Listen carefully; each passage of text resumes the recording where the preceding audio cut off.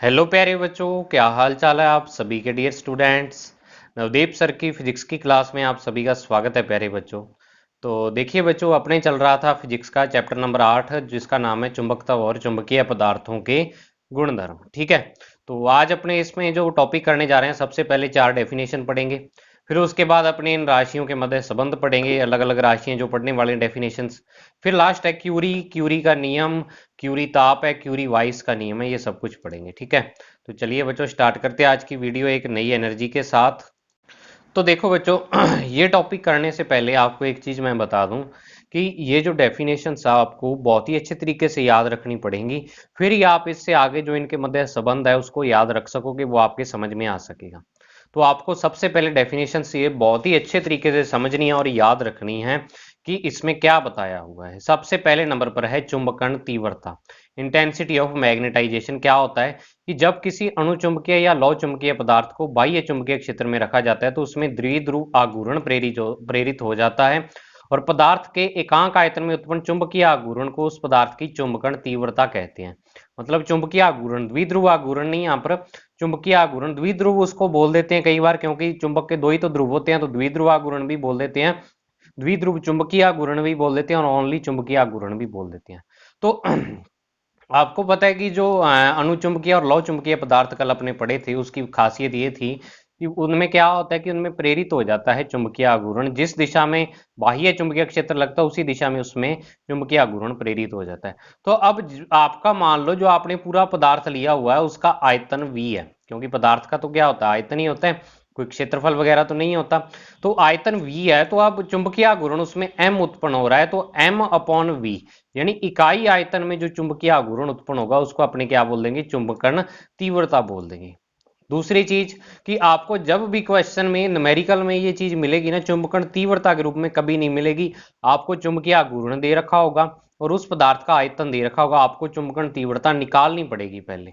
ठीक है, तो चुंबकन तीव्रता आपको किस सूत्र से निकालोगे, ऊपर चुंबकीय आघूर्ण और नीचे क्या आ जाएगा, आयतन आ जाएगा। अब इसका मात्रक देखते हैं। तो मात्रक इसका ऊपर देखो चुंबकीय आघूर्ण का एम्पियर इंटू मीटर स्क्वायर आता है, और नीचे एम मीटर क्यूब आ जाता है आयतन का। तो मीटर स्क्वायर से मीटर क्यूब कैंसिल, तो एम्पियर बटा मीटर क्या आ जाता है, इसका मात्रक आ जाता है। और जो विमा आती है इसकी वो क्या आ जाएगी, m0l-1 T0a1। और यहाँ पर छड़ चुंबक के लिए निकाल रखा है कि अगर अपने छड़ चुंबक के लिए इसका सूत्र देखना हो तो वो देखो क्या बनता है। क्या आपको पता है चुंबक का चुंबकीय आघूर्ण छड़ चुंबक का, कि मैंने आपको थोड़ा सा हिंट करके बताया था, और आप पहले पार्ट वाले नोट्स में देख भी सकते हो कि आपको पता है ये ध्रुव सामर्थ्य होती है प्लस और माइनस एम, और ये इन दोनों ध्रुवों के बीच की प्रभावकारी लंबाई होती है 2l। तो किसी एक ध्रुव की ध्रुव सामर्थ्य और दोनों ध्रुवों के बीच की दूरी या जो उसकी क्या है प्रभावकारी लंबाई का जो गुणनफल होता है वही चुंबकीय आघूर्ण होता है छड़ चुंबक का। अब आपको पता है कि छड़ चुंबक का अगर अनुप्रस्थ काट, छड़ चुंबक यानी कि जो आपने चुंबक ले रखी है उसका अनुप्रस्थ काट और उसकी लंबाई दोनों ही अपने पास, तो आयतन उसका a इंटू टू एल हो जाएगा। तो छड़ चुंबक के लिए जो I का मान होगा, आप दोनों मान रख दो यहाँ पर, m इंटू टू एल बटा a इंटू टू एल, तो m बटा में a आ जाएगा। तो इसका मतलब है कि अर्थात छड़ चुंबक के इकाई अनुप्रस्थ काट की ध्रुव सामर्थ्य को उसकी चुंबकन तीव्रता कहते हैं। मतलब कि छड़ चुंबक के इकाई अनुप्रस्थ काट में जितना क्या हो जाएगा ध्रुव सामर्थ्य होगी, उसको अपने क्या बोल देंगे, उसकी चुंबकन तीव्रता बोल देंगे। और ये सदिश राशि है, इसकी दिशा साउथ टू नॉर्थ पोल होती है, क्योंकि ये चुंबकीय आघूर्ण पर निर्भर करती है, और चुंबकीय आघूर्ण की जो दिशा होती है वो भी साउथ टू नॉर्थ होती है। ठीक है, फिर दूसरा आ जाता है चुंबकन क्षेत्र, जिसमें कि सबसे ज्यादा बच्चे कंफ्यूज हो जाते हैं कि सर ये है क्या चीज। देखो, एक था चुंबकीय क्षेत्र, ठीक है, जिसको चुंबकीय क्षेत्र की तीव्रता बोल देते हैं, और ये है यहाँ पर चुंबकन क्षेत्र। ठीक है, इस कारण वर्डों में थोड़ा कंफ्यूजिंग हो जाता है। मैग्नेटाइजिंग फील्ड बोल देते हैं कि वह बाह्य चुंबकीय चुंबकीय क्षेत्र जिसमें पदार्थ को चुंबकन हेतु रखा जाता है, चुंबकन क्षेत्र कहलाता है। कि वो बाह्य चुंबकीय क्षेत्र है, ये एक तरह का चुंबकीय क्षेत्र ही, इसमें अपने क्या करते हैं, किसी पदार्थ को चुंबकित करने के लिए रख देते हैं। तो इस बाह्य चुंबकीय क्षेत्र को ही क्या बोल देते हैं, अपने चुंबकन क्षेत्र। अब देखो, जब चुंबकीय क्षेत्र को अपने क्या बोल रहे हैं, चुंबकन क्षेत्र बोल रहे हैं, तो दोनों में फर्क क्या हुआ भाई, बी और एच दोनों में फर्क क्या हुआ। तो देखो ये फर्क है, दूसरी परिभाषा इसके फर्क को बता रही है अपने को कि किसी बाह्य चुंबकीय क्षेत्र की तीव्रता और निर्वात की पारगम्यता का अनुपात उसका क्या कहलाता है, चुंबकीय क्षेत्र कहलाता है। मतलब कि जो इसका फॉर्मूला होता है ना, वो ये होता है कि जो आपने बाह्य चुंबकीय क्षेत्र लगा रखा है, ठीक है, इसकी बी तो क्या है, तीव्रता है, बी क्या है, तीव्रता है, और म्यू जीरो क्या है यहाँ पर, निर्वात की पारगम्यता। तो इन दोनों का अनुपात क्या हो जाएगा, बी बटा में म्यू जीरो यहाँ पर हो जाएगा एच के बराबर। ठीक है, तो ये फॉर्मूला आ गया। अब मान लो कि अगर आपका कोई यहाँ पर माध्यम हो, तो माध्यम के लिए ये फॉर्मूला आपका क्या हो जाएगा, एच बराबर बी अपॉन में म्यू, या आपको म्यू माध्यम भी लिखा मिल सकता है और अकेला म्यू भी मिला लिखा हुआ मिल सकता है। तो बी अपॉन में म्यू या बी अपॉन म्यू माध्यम एक ही बात है। तो बी अपॉन म्यू भी इसका क्या होता है, माध्यम के लिए मान होता है एच का मान, और अगर निर्वात में पड़ा है तो वो निर्वात के लिए म्यू जीरो आ जाएगा। ठीक है, अब इसका मात्रक अपने निकालते हैं, तो इसका मात्रक देखो एच बराबर बी का तो टेस्ला होता है और म्यू जीरो का आपको पता होगा न्यूटन बटा एम्पियर स्क्वायर होता है, सातवें चैप्टर में पढ़े थे ये अपने दोनों ही। तो टेस्ला को न्यूटन बटा एम्पियर इंटू मीटर लिखते हैं और नीचे न्यूटन बटा एम्पियर स्क्वायर है ही, न्यूटन से न्यूटन कैंसिल और ये एम्पियर स्क्वायर ऊपर जाएगा और एक इससे ये चलो कैंसिल हो गया, तो एम्पियर पर मीटर इसका क्या आ गया, मात्रक आ गया। और एम्पियर पर मीटर इसका क्या है, सीजीएस सॉरी एसआई मात्रक है, और सीजीएस मात्रक इसका ओरस्टेड है। ठीक है, और एक ओरस्टेड 80 एम्पियर पर मीटर के बराबर होता है। आपको ये याद रखना डायरेक्टली, ये एक आगे क्वेश्चन में भी आएगा, आप देखना न्यूमेरिकल क्वेश्चन में इसका मान ओरस्टेड में दिया हुआ होगा और आपको एम्पियर पर मीटर में उसको बदलना होगा। तो ये वैल्यू आपको याद रखनी पड़ेगी ऐसे की ऐसे। ठीक है, फिर तीसरे नंबर पर जो परिभाषा आती है वो परिभाषा आती है चुंबकीय पारगम्यता या चुंबकशीलता। तो ये तो आपने पढ़ी हुई है वैसे तो, कि जो अपेक्षिक पारगम्यता होती है म्यू आर होती है, उसको ही अपनी चुंबकीय पारगम्यता बोल देते हैं पदार्थ की, या चुंबकशीलता कह देते हैं। जो निर्वात की चुंबकशीलता पढ़ा था ना अपने, वही चीज है। तो किसी माध्यम में, जो इसकी परिभाषा है वो देखो कैसे इसको डिफाइन करते हैं, कि किसी माध्यम में चुंबकीय क्षेत्र रेखाओं के गुजरने की क्षमता को उस माध्यम की चुंबकीय पारगम्यता या चुंबकशीलता कहते हैं। भी कोई माध्यम अपने में से कितनी चुंबकीय बल रेखाओं को गुजरने देता है, नहीं गुजरने देता है, उसकी उसकी यानी क्या है, सामर्थ्य को ही अपने क्या बोल देते हैं, चुंबकीय पारगम्यता या चुंबकशीलता। और आपको पता है कि अगर अपने क्या कर दे, किसी माध्यम में रख दें, जो कोई कोई भी पदार्थ है उसको माध्यम में रख दे, तो चुंबकीय क्षेत्र अगर वहां पर क्या है, मान लो म्यू जीरो की जगह म्यू माध्यम आ जाएगा, तो म्यू आर गुना वो बढ़ जाता है। ठीक है, तो माध्यम रखने पर चुंबकीय क्षेत्र चेंज हो जाता है। तो वही कि कितना चेंज होता है, कितनी उसकी सामर्थ्य है चुंबकीय क्षेत्र को चेंज करने की किसी माध्यम की, उसको ही अपने क्या बोल देते हैं, चुंबकीय पारगम्यता बोल देते हैं। ठीक है, तो नेक्स्ट जो परिभाषा है वो आती है चुंबकीय प्रवृत्ति। अब चुंबकीय प्रवृत्ति, मैग्नेटिक ससेप्टिबिलिटी, तो ये क्या होता है कि पदार्थ के इकाई आयतन में उत्पन्न चुंबकीय आघूर्ण चुंबकन क्षेत्र एच के समानुपाती होता है। अब ये क्या चीज होगी भाई, आई आपको पता है क्या है, चुंबकीय तीव्रता है।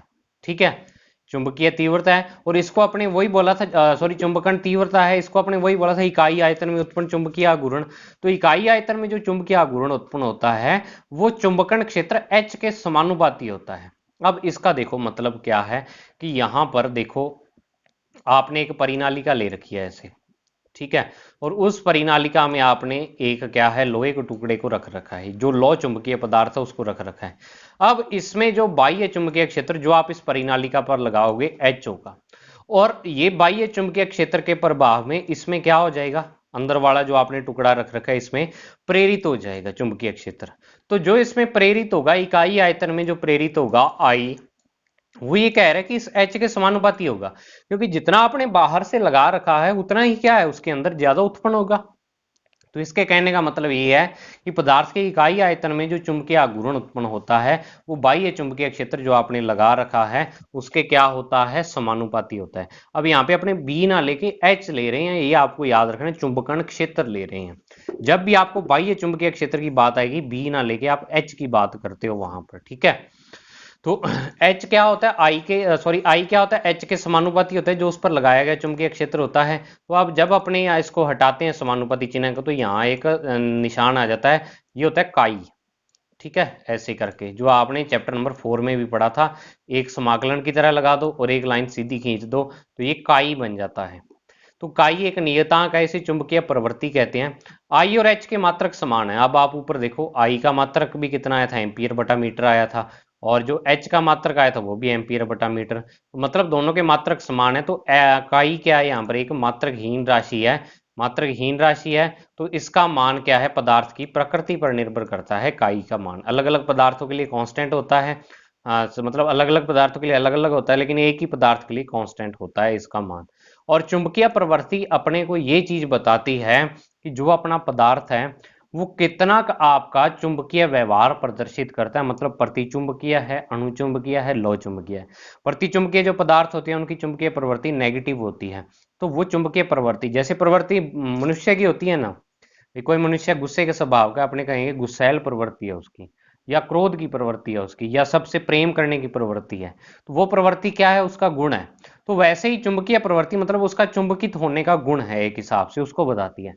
तो काई का मान क्या होगा कि जिस पदार्थ के लिए ज्यादा होगा वो लौ चुंबकीय पदार्थ होगा, मतलब, और जिसके लिए नेगेटिव होता है वो प्रतिचुंबकीय, और बीच वाला जिनके लिए कम होता है मान वो अणुचुंबकीय पदार्थ होते हैं। ठीक है, तो ये पदार्थ की प्रकृति पर निर्भर करता है। अब आता है विभिन्न चुंबकीय राशियों के मध्य संबंध। ये टॉपिक मैं आपको बार बार कह रहा हूं कि आपको एक बार में हो सकता है 10% ही समझ आए, ऐसे ही होता है। हर बार मैं 2 साल हो गए पढ़ाते हुए, बच्चों के पहली बार में 10% ही समझ आता है, लेकिन अगर आप इस पर दिमाग लगाओगे, 2-3 बार इसको करके देखोगे तो आपके आराम से समझ आ जाएगा। तो बहुत ही शांत मन से इसको समझना है। देखो क्या है, सबसे पहले कि यदि किसी परिनालिका को पदार्थ में चुंबकन हेतु रखें तो उस पदार्थ का कुल चुंबकीय क्षेत्र उस पर लगाए गए क्षेत्र से अधिक होता है।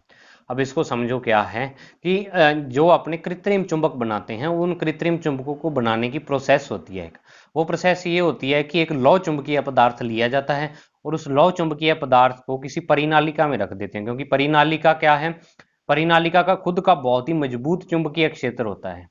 ठीक है, तो उसमें जब रख देते हैं अपने, तो वो क्या हो जाता है, वो जो पदार्थ है उसमें प्रेरित चुंबकीय आघूर्ण उत्पन्न हो जाता है, और उस चुंबकीय आघूर्ण के कारण ही उसमें चुंबकीय क्षेत्र उत्पन्न हो जाता है। ठीक है, और वो पदार्थ एक चुंबक की तरह व्यवहार करने लगता है, मतलब चुंबकीय क्षेत्र में रखने के बाद क्या है, चुंबक की तरह व्यवहार करने लगता है। अब ये कहता है कि जब किसी पदार्थ को परिनालिका में चुंबकन हेतु रखे तो पदार्थ का कुल चुंबकीय क्षेत्र उस पर लगाए गए क्षेत्र से अधिक होता है। अब इसका मतलब ये है कि देखो यहां पर कि आपने कोई आपके पास चुंबकीय क्षेत्र है जो आपने लगा रखा है B0। B0 यहाँ पर क्या है, पदार्थ पर लगाया गया चुंबकीय क्षेत्र, बाहर वाला। H नहीं आया, अभी H भी आएगा, लेकिन पहले B की बात करते हैं, B0। और BI इसमें क्या है, इंड्यूस्ड, मतलब प्रेरित जो इसमें हो रहा है पदार्थ में प्रेरित हो रहा है। तो अब इस पदार्थ पर क्या है, अगर मैं कुल चुंबकीय क्षेत्र की बात करूं तो वो B होगा, और उस B का मान B0 प्लस BI के बराबर होगा, क्योंकि देखो दोनों की दिशा सेम होगी, क्योंकि एक इस B0 के कारण ही BI उत्पन्न हो रहा है, लेकिन ये पूरे के मान को बढ़ा रहा है। ठीक है, कि आप वही चीज हो गई है कि एक जैसे मान लो कि आप खुद चल रहे हो, ठीक है, खुद कुछ यानी आप मान लो सड़क पर जा रहे हो और साथ में आपको जो चलते चलते क्या है, पीछे से आके कोई धक्का लगा दे, तो जितनी क्या है धक्का लगाने की, मान लो जितना उसने धक्का लगाया उतनी स्पीड ना हो कि उससे कुछ ज्यादा होगी अगर आप चल रहे होगे तो, मतलब कि कुछ आपकी खुद की स्पीड थी, कुछ उसने दे दी, तो वो टोटल स्पीड अपनी क्या होगी, दोनों का जोड़ होगी। ठीक है, तो वही चीज यहां पर है कि आप मान लो कि कोई वस्तु है, कोई वस्तु 5 किलोमीटर प्रति घंटा की रफ्तार से जा रही है, 5 किलोमीटर प्रति घंटा की रफ्तार से, और इस पर एक बल लगा देते हैं, वो इसकी रफ्तार को वो इसको 10 किलोमीटर प्रति घंटा की रफ्तार दे सकता है, ये वाला जो बल है। ठीक है, तो अब 5 किलोमीटर से यदि जा ही रही है, 10 किलोमीटर प्रति घंटा की रफ्तार आपने बाहर से दे दी, तो टोटल इसकी कितनी होगी, 15 होगी। लेकिन जो बाहर वाला आपने इस पर जो बल लगाया था वो तो इसकी चाल को 10 ही दे सकता है, लेकिन आपकी बन कितनी रही है, 15 बन रही है, क्योंकि 5 उसकी खुद की थी। वही चीज है कि इसका खुद का जब चुंबकीय आघूर्ण उत्पन्न हो जाता है, खुद का चुंबकीय क्षेत्र उत्पन्न हो जाता है BI, तो टोटल जो क्षेत्र है पदार्थ के लिए वो बाहर वाले से भी ज्यादा हो जाता है। ठीक है, तो इस कारण B बराबर B0 प्लस BI है। B0 यहाँ पर पदार्थ पर लगाया गया चुंबकीय क्षेत्र और BI यहाँ पे पदार्थ में प्रेरित चुंबकीय क्षेत्र है। तो BI प्रेरित चुंबकीय क्षेत्र है और जो चुंबकन तीव्रता के क्या होता है, समानुपाती होता है। भाई जो प्रेरित चुंबकीय आघूर्ण होगा I, वो क्या होगा कि कि चुंबकन तीव्रता के क्या होगा, समानुपाती होगा। मतलब कि जो पदार्थ के इकाई आयतन में चुंबकीय आघूर्ण उत्पन्न हो रहा है, जितना ज्यादा आघूर्ण उत्पन्न होगा उतना ही ज्यादा ये क्या होगा, चुंबकीय क्षेत्र होगा। क्योंकि देखो आघूर्ण जितना ज्यादा होगा उतना ही चुंबकीय क्षेत्र ज्यादा कैसे होगा, तो आघूर्ण के लिए आपको पता है हर एक पदार्थ अपने आप को इस प्रकार व्यवस्थित कर लेता है। तो अब जितने ज्यादा क्या है आपके पास जो चुंबकीय ध्रुव है इस तरह से व्यवस्थित होंगे, चुंबकीय क्षेत्र का मान उतना ही बढ़ता जाएगा, जो बी आई का मान होगा। और ये इनको व्यवस्थित होने को अपने आई बराबर एम बटा वी से शो करते हैं। चुंबकन तीव्रता भी इकाई आयतन में कितने के व्यवस्थित हो रहे हैं, तो जितने ज्यादा व्यवस्थित होंगे उतना ही उसका खुद का चुंबकीय क्षेत्र बनेगा। तो बी आई समानुपाती आई, तो बी आई का बराबर करते हैं जब यहाँ पर, तो यहाँ म्यू जीरो आ जाता है। ठीक है ना, ये म्यू जीरो आपको याद रखना पड़ेगा, कांस्टेंट आ जाता है। और चुंबकन क्षेत्र की परिभाषा है वो अपने को ये कहती है कि जो बाह्य चुंबकीय क्षेत्र, चुंबकन क्षेत्र आपने लगाया वो बी जीरो बराबर म्यू जीरो एच के बराबर होता है। अब ये कैसे होता है, ये आप यहाँ से देखो कि अगर मैं यहाँ से बी जीरो का मान निकालूं तो ये म्यू जीरो इंटू एच के बराबर आएगा। ठीक है, तो म्यू जीरो बटा म्यू जीरो एच के आ गया, ये म्यू जीरो आई के बराबर आ गया। तो आप दोनों के मान रखेंगे तो बी बराबर आपका क्या आ जाएगा, mu zero H plus mu zero I. Mu zero को कॉमन लिया तो एच प्लस आई रह गया। अब एच को भी कॉमन ले लिया, तो इस आई के पास एच नहीं है, तो आई को क्या करूं, ऊपर नीचे एच से गुणा कर दो, तो ऊपर वाला एच तो बाहर चला जाएगा और ये वाला एच नीचे पड़ा रहेगा, तो आई बटा एच यहाँ पे ये हो जाएगा। ठीक है, और आई बटा एच को आपने क्या लिखा है, काई के बराबर लिखा है। तो mu zero H one plus काई के बराबर आ गया, जो बी का मान आ गया। और अगर अपने इस बी इसको ले जाएं इधर, ये वाला जो एच है इस एच को इधर ले जाएं, तो ये वाला क्या आ जाएगा, बी बटा एच आ जाएगा, ये बी बटा एच। और ये म्यू माध्यम के इक्वल होगा। आपको मैंने अभी बताया था कि अगर तो यहाँ पर बी जीरो बटा एच हो गया तो वो म्यू जीरो के बराबर है, लेकिन अगर बी बटा एच आ गया तो वो म्यू माध्यम। अब ये म्यू माध्यम किसके लिए है, जो आपने चुंबकन क्षेत्र बाहर लगा रखा है, मतलब जो परिनालिका लगा रखी है उसका माध्यम है ये वाला। ठीक है, तो म्यू माध्यम बराबर म्यू जीरो और वन प्लस काई। और आपको पता है म्यू जीरो, म्यू माध्यम जो होता है वो mu zero into mu R होता है। तो म्यू जीरो से म्यू जीरो कैंसिल, तो mu R is equal to one plus chi. आपके पास क्या आ गया, रिलेशन आ गया लास्ट में। और ये वाला रिलेशन आपके बहुत जगह काम आएगा। ठीक है, और ये वाला भी बी बराबर म्यू जीरो एच प्लस आई, ये वाला फॉर्मूला भी आपके बहुत काम आएगा। तो इन फॉर्मूलों को याद रखना आप। तो आपको समझ आ गया होगा बी जीरो बी आई यहाँ पर क्या है, बी जीरो और बी आई, इन तीनों में सबसे ज्यादा बच्चे कंफ्यूज होते हैं। ठीक है, तो वो आपको पता लग गया होगा कि क्या होता है। अब आता है क्यूरी ताप, क्यूरी ताप व क्यूरी तथा क्यूरी वाइस का नियम। तीन चीजें हैं। सबसे पहले क्यूरी का नियम पढ़ेंगे, ओनली क्यूरी का नियम है। फिर उसके बाद क्यूरी ताप के बारे में पढ़ेंगे, फिर लास्ट में पढ़ेंगे क्यूरी वाइस के नियम के बारे में। तो सबसे पहले जो ये नियम है ये अपने को प्रतिचुंबकीय, अणुचुंबकीय और लौ चुंबकीय पदार्थों पर ताप के प्रभाव को बताते हैं। किसको बताते हैं, ताप के प्रभाव को बताते हैं। और आप ये चीज याद रख लो कि जब भी कोई चुंबकीय पदार्थ है उसका ताप आप बढ़ाओगे तो उसका चुंबकीय गुण नष्ट होंगे, मतलब वो चुंबक नष्ट हो जाएगी। ठीक है, जैसे आप मान लो चुंबक को अगर आग में फेंक देते हो तो उसका चुंबकीय गुण बिल्कुल नष्ट हो जाते हैं। तो यही चीज यहां पर है कि प्रतिचुंबकीय पदार्थों की जो चुंबकीय प्रवृत्ति है काई, वो ताप पर निर्भर नहीं करती, परंतु अणुचुंबकीय और लौ चुंबकीय पदार्थों की चुंबकीय प्रवृत्ति ताप पर निर्भर करती है। काई जो होता है, काई क्या है मैंने आपको बताई था, चुंबकीय प्रवृत्ति होती है। ये अलग अलग पदार्थों के लिए अलग अलग होती है। ठीक है, और इसका गुण होता है कि ये ताप पर निर्भर करती है काई का मान। कि देखो जिस पदार्थ के लिए काई का मान ज्यादा है वो लौ चुंबकीय पदार्थ होगा, उसमें चुंबकीय गुण बहुत ज्यादा होंगे, ये आपको पता है। ठीक है, तो अब क्या है कि उसी वही चीज अगर मैं यहां पर कहूं कि जो यहाँ पर काई का मान है वो ताप पर निर्भर करता है, तो इस काई पर बेस्ड इन्होंने क्या दिया, नियम दिया क्यूरी ने। क्यूरी ने सबसे पहले कहता, क्यूरी कहती है कि क्यूरी के अनुसार अणुचुंबकीय पदार्थों की जो चुंबकीय प्रवृत्ति होती है वो उसके परम ताप के व्युत्क्रमणुपाती होती है। मतलब कि जो अणुचुंबकीय पदार्थ हैं, सबसे पहले आपको एक चीज ये याद रखनी है कि क्यूरी का जो नियम है वो उसने अणुचुंबकीय पदार्थों के लिए दिया था। ये भी बहुत इंपॉर्टेंट चीज है याद रखने की।